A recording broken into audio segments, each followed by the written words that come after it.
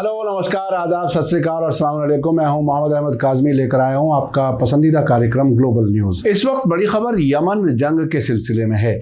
हूथियों की national solvation सरकार के नुमाइंदा डेलीगेशन के सरबराह मोहम्मद अब्दुल सलाम ने कल संडे को ओमान की राजधानी मस्कत में यमन के लिए यूनाइटेड नेशंस के एम्बेसडर हैंस ग्रंडबर्ग और उनकी टीम से मुलाकात की है। इस मुलाकात के दौरान उन्होंने सऊदी अरब की तरफ से जंगबंदी की खिलाफ वर्जियों की शिकायत की है। उन्होंने बताया कि राजधानी सनआ इंटरनेशनल एयरपोर्ट से उड़ानों को फौरन शुरू करने और ईंधन लाने वाले जहाज़ों को हुदैदा बंदरगाह में बिना रुकावट के पहुंचने की ज़रूरत है। अब्दुल सलाम ने इंसानी ज़रूरतों पर चर्चा शुरू करने के अलावा अमेरिका सऊदी हमलावरों और भाड़े के फौजियों के जरिए की जा रही खिलाफ वर्जियों को रोकने की भी मांग की है। यमन के अल मसीरा टेलीविजन चैनल के मुताबिक मिलिट्री मीडिया ने बताया है कि अमेरिकी सऊदी हमलावरों ने यूनाइटेड नेशंस के जरिए शुरू कराई गई 2 महीने की जंगबंदी के शुरू होने के एक हफ्ते के अंदर अंदर 1647 बार खिलाफ वर्जियां की हैं। नेशनल साल्वेशन सरकार के फौजी मीडिया के मुताबिक इन खिलाफ वर्जियों में हमले की कार्रवाइयां, हवाई हमले, सऊदी फौजी अलायंस के जहाज़ों के जरिए ओवरफ्लाइट, अपाचे हेलीकॉप्टर्स और जासूसी जहाज़ों की उड़ानें, मिसाइल और तोपखाने से गोलाबारी और मुख्तलिफ बड़े पैमाने पर तलाशी किया जाना शामिल है। इससे पहले यमन के डिप्टी फॉरेन मिनिस्टर हुसैन अल अजी ने फ्राइडे को कंफर्म किया था कि सऊदी फौजी अलायंस के जरिए जंगबंदी की खिलाफ वर्जियां बढ़ रही हैं। इनमें सबसे ताज़ा तेल से मालामाल मारिब सूबे में यमनी फौजियों के ठिकानों पर बड़े पैमाने पर हमले किए जाना शामिल है। सऊदी अरब की तरफ से जंगबंदी की शर्तों की खिलाफ वर्जी का जिक्र करते हुए मोहम्मद अब्दुल सलाम ने कहा कि अभी तक सना इंटरनेशनल एयरपोर्ट पर आने वाली या बाहर जाने वाली किसी भी उड़ान की इजाज़त नहीं है।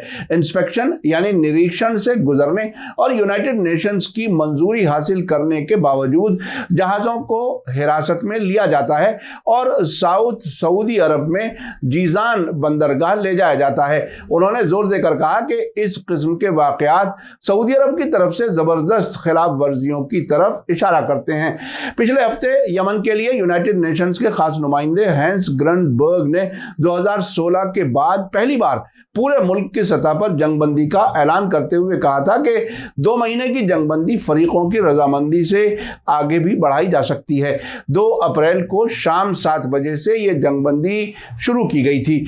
यूनाइटेड नेशंस के सेक्रेटरी जनरल एंटोनियो गुटेरेस ने कहा था कि यह जंगबंदी यमन की तबाहकारी जंग को ख़त्म करने के लिए पहला कदम होना चाहिए। उन्होंने जंग में शामिल फरीकों से अपील की थी कि इस जंगबंदी को एक समावेशी और व्यापक यानी इंक्लूसिव और बड़े पैमाने पर सियासी प्रोसेस को फिर से शुरू करने के मौके के तौर पर इस्तेमाल करना चाहिए। जंगबंदी की शर्तों में सभी हमलों को रोकना और ईंधन से भरे जहाज़ों को यमन की लाइफलाइन समझे जाने वाले अल हुदैदा बंदरगाह में दाखिल होने की इजाज़त और राजधानी सना इंटरनेशनल एयरपोर्ट से कमर्शियल उड़ानों के जाने और आने के लिए इलाके में पहले से तयशुदा मकामात के लिए इजाज़त देना शामिल था।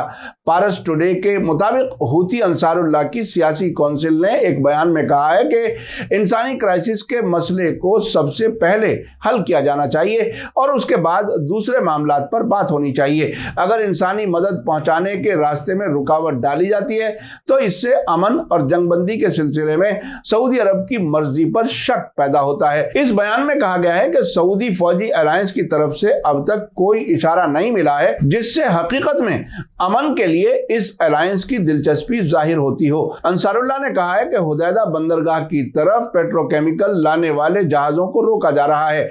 हूथी अंसारुल्लाह की पेट्रोलियम कंपनी के स्पोक्सपर्सन एसाम मुतवक्किल ने कहा है कि सऊदी अलायंस ने इस वक्त भी हमारा डेटोना नाम का जहाज पकड़ रखा है जिस पर डीजल लदा हुआ है। आखिर में आपको याद दिला दूं कि अगर आपने अभी तक media star world YouTube channel subscribe नहीं किया है तो सब्सक्राइब कर लें और घंटी दबाना ना भूलें। और अगर आप हमें फेसबुक पर देख रहे हैं तो हमारे पेज को लाइक करें ताकि हमारी हर नई वीडियो की खबर आपको सही वक्त पर मिल सके। इसी के साथ मुझे दीजिए इजाज़त। ग्लोबल न्यूज़ का ये एपिसोड आपको कैसा लगा कमेंट्स में ज़रूर लिखें। थैंक यू, धन्यवाद, शुक्रिया। जय भारत, जय हिंद।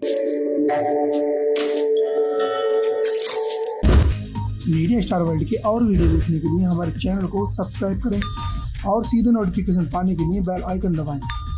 और अगर हमारी खबर सच्ची और अच्छी लगे तो अपने व्हाट्सएप, इंस्टाग्राम, फेसबुक और ट्विटर अकाउंट पर जरूर शेयर करें।